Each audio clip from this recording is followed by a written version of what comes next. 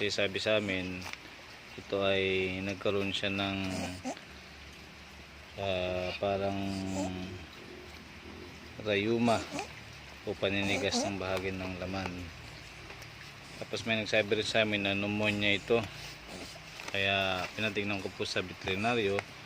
Pero ang findings niya po pala, dahil tumigas din ang kanyang tiyan, tataas ang kanyang lagnat, tapos naglak din ang kanyang panga. Ang dahilan po pala nito ay tetano. Siya ay nagkaroon ng infection o tetano. Ayan po. So, kaya mga kaibigan, kapag kayo po ay magpuputol ng ngipin, pwede po itong ma-infection. Depende sa ginamit natin. Kailangan na ito pinapakuluan daw o binababad sa alcohol. Ganun din yung pusod. Tapos dapat na malinis din yung ating kulungan.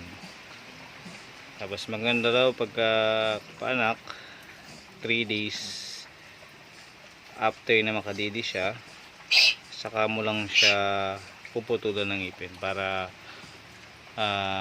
makadidi na siya ng anti-tetano, kasi wala nagtuturok dito sa amin ng anti-tetano. Sabi ng ilan, subukan daw namin ng suka, pero sinubukan na namin siya ng suka pero wala pa rin nangyari.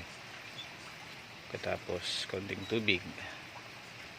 So ang paliwanag dito, tumigas na yung lahat ng parte ng katawan niya, kaya yung baga niya ay hindi na nagpa-function, kaya hirap na siya. Tapos yan, so kakalungkot man, ginawa na namin ang lahat pero wala talaga.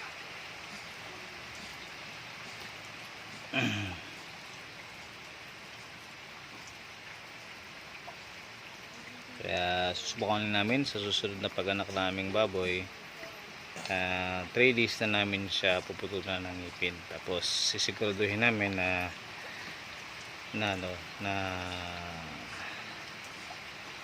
nalinis na lahat ng ginamit dito, napakuluan ito o nababad sa alcohol.